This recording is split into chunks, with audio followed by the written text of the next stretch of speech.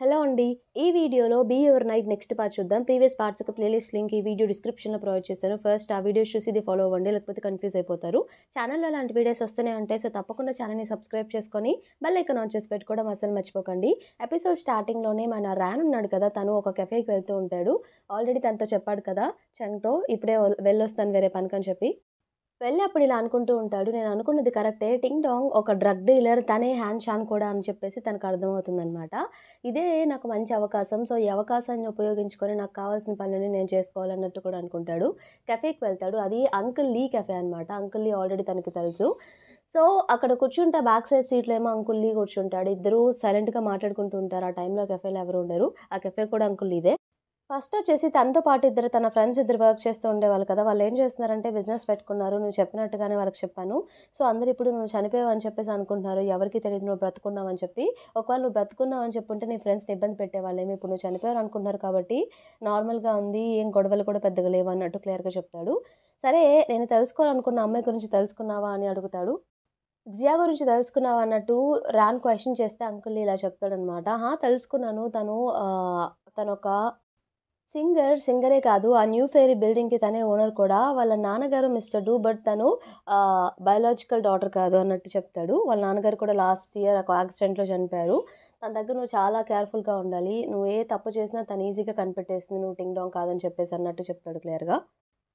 చెంగేమో వెళ్ళమని చెప్పినా కూడా వెళ్ళకుండా బస్ స్టాప్‌లో అలానే వెయిట్ చేస్తూ ఉంటుందనమాట. ఆ టైంకి మన రాన్ కూడా తన పని కంప్లీట్ చేసుకొని మళ్ళీ బస్ స్టాండ్‌కొస్తాడు. తననక్కడ చూసి, "ఏంటి నిన్ను వెళ్ళిపోమని చెప్పాను కదా! ఇక్కడే ఉన్నావేంటంటే, కంటిన్యూయస్‌గా వర్షం పడుతూనే ఉంది. నీ దగ్గర అంబ్రెల్లా ఉందో లేదో తెలీదు కదా! సో, అందుకే నీ కోసం వెయిట్ చేస్తున్నాను. అంబ్రెల్లా నా దగ్గరే ఉంది కదా!" అన్నట్టు తను చెప్తుందనమాట. అయ్యో! అంతలా థింక్ చేసావా? అంబ్రెల్లా నా దగ్గర కూడా ఉండే కదా! సరే వెళ్దామంటే తను ఒక్క నిమిషం అని చెప్పేసి నువ్వెప్పటినుండో ఒక ట్రూత్ తెలుసుకోవాలని చెప్పేసి అనుకుంటున్నావు కదా! 15 ఇయర్స్ ఎగో ఏం జరిగిందో ఇప్పుడు చెప్తాను వినని చెప్పేసి తనకు తెలిసిన నిజమంతా చెప్పేస్తుంది. అదేంటంటే 15 ఇయర్స్ ఎగో మా ల్యాబ్‌లో మ్యానుస్క్రిప్ట్ కొట్టేయడానికి సంథింగ్ ఏదో ఫైటింగ్ జరుగుతుంది. నేనప్పుడు వార్డ్‌రోబ్‌లో దాక్కొనున్నాను చిన్న పాపని. నాకు ఒకతని చెయ్యి మీద ఏదో స్కార్ కనిపించింది. అతని చేతిలో ఈ క్లిప్ ఏదైతే ఉందో నన్ను చూసావో ఈ క్లిప్ కూడా నేను చూసాను. అందుకే ఈ క్లిప్ నీకివ్వలేదు అన్నట్టు తను చెప్తుందనమాట. సరే మరి దీనికి టింగ్ డాంగ్‌కి సంబంధం ఏంటి అన్నట్టంటే, ఫ్యూ మంత్స్ బ్యాక్ ఇదే క్లిప్ నేను టింగ్ డాంగ్ దగ్గర చూసాను.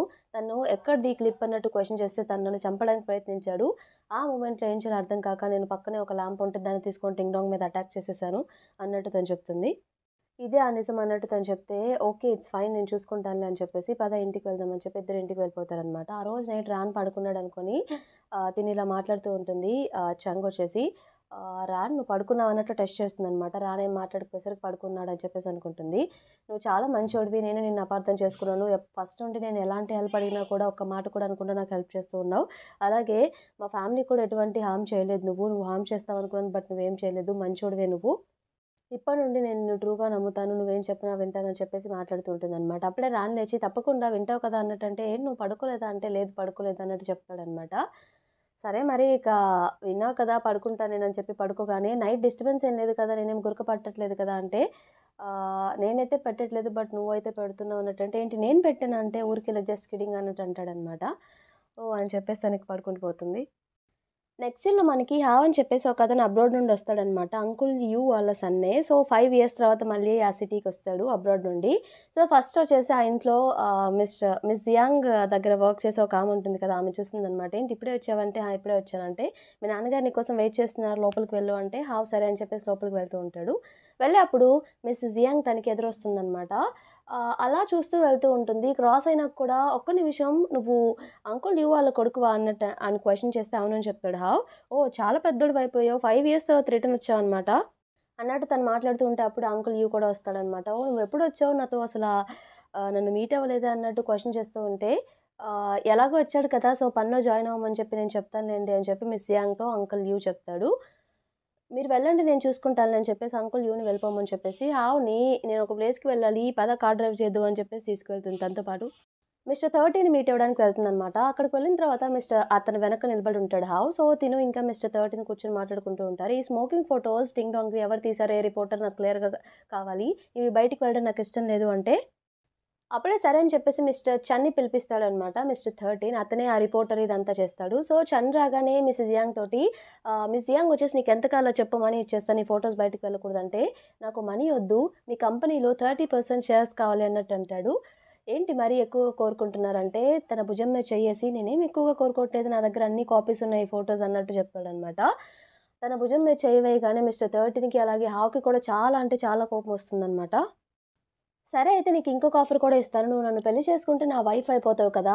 నాదేదైతే నీది కూడా అదే అవుతుంది. సో, ఇది కూడా నీకు ఆప్షన్ ఉంది అని చెప్పగానే హావ్‌కి చాలా అంటే చాలా కోపమొచ్చేసిందనమాట. డైరెక్ట్‌గా తనని కొట్టేస్తాడు. కొట్టేసి తన జేబులో ఉన్న ఫోటో కాపీస్ అన్నీ తీసుకొని తనకిచ్చేస్తారు మిస్ జియాంగ్‌కి. మిసెస్ జియాంగ్ వెంటనే సారీ నా వల్ల ఇలా జరిగింది కదా! అని చెప్పేసి మిస్టర్ 13కి సారీ చెప్పేసి హావ్‌ని తనని ఫాలో అవ్వమని చెప్పేసి ఇద్దరు బయటికి వెళ్ళిపోతారనమాట. నేను చెప్పకుండా నువ్వు అతన్నెందుకు బీట్ చేసావు? వాళ్ళు పేరున్న మనుషులు కన్ఫర్మ్‌గా మీ ఫ్యామిలీ వెంట పడి మిమ్మల్ని ఇబ్బంది పెడతారు. అప్పుడు నీకు ఓకేనా? ఎందుకిలా చేసావు అసలు అన్నట్టు క్వెషన్ చేస్తుందనమాట. మరి నన్నేం చేయమంటారు? అతను మిమ్మల్ని ఇబ్బంది పెడుతుంటే నేను చూడలేకపోయాను. నాకు చాలా కోపమొచ్చేసింది. అందుకే కొట్టేసాను అన్నట్టు తను చెప్తాడు. అప్పుడే తన కాలు కొంచెం ట్విస్ట్ అవుతుందనమాట మిస్ జియాంగ్‌ది. సో, వెంటనే నాకు హెల్ప్ చేయన్నట్టు తనంటే నార్మల్‌గా చేయి పట్టుకొని హెల్ప్ చేయమంటే తనేమనుకుంటాడంటే సో, ఎత్తుకోమని చెప్పిందేమో అనుకోని వెంటనే ఎత్తుకొని తీసుకెళ్తాడనమాట. "ఏంటి ఇలా చేసావు? అందరూ నన్నే చూస్తున్నారు. ఎంబారసింగ్‌గా ఉంది. దించు, దించు" అంటే, "ఇట్స్ ఓకే పర్లేదు మీరు నడవలేరు కదా! నేను తీసుకెళ్తాను" అని చెప్పేసి పార్కింగ్ అంటే నార్మల్‌గా బస్ స్టాండ్ దగ్గర వరకు తీసుకెళ్తారనమాట కార్ తీసుకురావడానికెళ్ళి. అక్కడ నిలబెట్టేసి "మీరిక్కడే ఉండండి నేను కార్ తీసుకొస్తా" అన్నట్టు చెప్తాడు. తనిక వెయిట్ చేస్తూ ఉంటుందనమాట. సో, వెళ్ళిన తర్వాత వర్షం పడడం స్టార్ట్ అయ్యేసరికి హావ్ ఏం చేస్తాడంటే, మేడం తడిచిపోతుందేమో అని చెప్పేసి కార్ తీసుకురాకుండా ఫాస్ట్‌గా అంబ్రెల్లా తీసుకువెళ్ళి మేడంకి పెడతాడనమాట మిస్ జియాన్‌కి. "ఏంటి కార్ తీసుకురాలేదంటే" "అంటే వర్షం పడుతుంది కదా! ఈ గ్యాప్‌లో మీరు తడిచిపోతారని చెప్పి అంబ్రెల్లా ఫాస్ట్‌గా తెచ్చాను పరిగెత్తుకుంటా" అన్నట్టు చెప్తాడు. "నువ్వు అబ్రాడ్‌లో ఏం చేసేవాడివి? ఏం చేసినా పర్లేదు. బట్ ఇక నుండి నా దగ్గర పని చేయి. బట్ నేను చెప్తేనే ఎవరినన్నా కొట్టాలి. నేను చెప్పకుండా అయితే ఎవరిని కొట్టకూడదు" అన్నట్టు తను క్లియర్‌గా చెప్తుందనమాట. "ఆ! తప్పకుండా" అని చెప్పేసి తను చాలా అంటే చాలా హ్యాపీగా ఫీల్ అవుతాడనమాట. యాక్చువల్లీ హావ్‌కి మిసెస్ జియాంగ్ మీద ఫీలింగ్స్ కూడా ఉంటాయి. నార్మల్‌గానే తనంటే హావ్‌కి ఇష్టమే ఫస్ట్ నుండి. అందుకే అతను మిస్టర్ చెన్ నన్ను మ్యారేజ్ చేసుకో అని చెప్పగానే తనకిక కోపం తట్టుకోలేక కొట్టేస్తాడనమాట. మిస్ జియాంగ్ చెప్పకుండానే. సరే ఇక నువ్వు వెళ్ళని చెప్పేసి అంబ్రెల్లా ఇచ్చి వెళ్ళమని చెప్తే తను చాలా హ్యాపీగా వెళ్తాడు. నెక్స్ట్ సీన్‌లో మనకి చంగ్‌ని అలాగే రాన్‌ని చూయిస్తారు. సో, వాళ్ళకి తెలిసింది కదా! జియా గురించి. ఇప్పుడు ఆ ఫోటోలో ఉన్న అమ్మాయి Jia new fairy owner building owner అలాగే తనొక సింగర్ అని చెప్పేసి. సో, ఎవ్రీ వీక్ ఆ న్యూ ఫెయిరీ పార్టీకి టింగ్ డోంగ్ కూడా వెళ్ళేవాడని చెప్పేసి తిను చెప్తుందనమాట రాన్ తోటి. సో, ఇద్దరు దానికి రెడీ అవుతూ ఉంటారు పార్టీకి వెళ్ళడానికి. సో, ఫస్ట్ తనేం చెప్తుందంటే వాళ్ళిద్దరూ కలిసి డాన్స్ చేస్తారు. "నీకు డాన్స్ రాదు కదా! ఫస్ట్ నీకు డాన్స్ నేర్పించాలి" అంటే అన్నట్టు చెప్తే, "ఈవినింగ్ నేర్చుకుందాంలే" అంటే, "లేదు ఇప్పుడే నేర్చుకోవాలి. టైం వేస్ట్ చేయకూడదని" చెప్పేసి ఫస్ట్ నీకు డాన్స్ నేర్పిస్తా అని చెప్పేసి చంగ్ వచ్చేసి రాన్‌కి టింగ్ డాంగ్ ఎలా అయితే డాన్స్ చేస్తాడో జియా తోటి ఆ ఫెయిరీ టేల్ బిల్డింగ్‌లో అలాగే తనకు తెలిసిన వీడియోస్ అంటే తన దగ్గర ఒక రికార్డింగ్ ఉంటుందనమాట. దాన్ని చూసి నేర్చుకొని రాన్‌కి నేర్పించడం స్టార్ట్ చేస్తుంది. ఇద్దరు కలిసి అలా డాన్స్ ప్రాక్టీస్ చేస్తూ ఉంటారు. డాన్స్ ప్రాక్టీస్ చేసే అప్పుడు అనుకోకుండా అంటే నార్మల్‌గా ఇద్దరు కలిసి చేస్తారు కాబట్టి మన చంకి రాణి చూస్తే ఇంకా ఇంకా ఇష్టం పెరుగుతూ ఉంటుందనమాట. అలా డైలీ క్లోజ్ అవుతూ ఉండేసరికి. ఇలా వాళ్ళ డాన్స్ ప్రాక్టీస్ అనేది ఫైనల్‌గా తనకి నేర్పిస్తుంది. ఇంతటితో మనకి ఈ పార్ట్ కంప్లీట్ అయిపోతుంది. ఈ పార్ట్ మీకు నచ్చిందనుకుంటున్నాను. నచ్చితే తప్పకుండా ఛానెల్‌ని సబ్స్క్రైబ్ చేయండి. అలానే వీడియోని లైక్ చేయండి. Thank you for watching.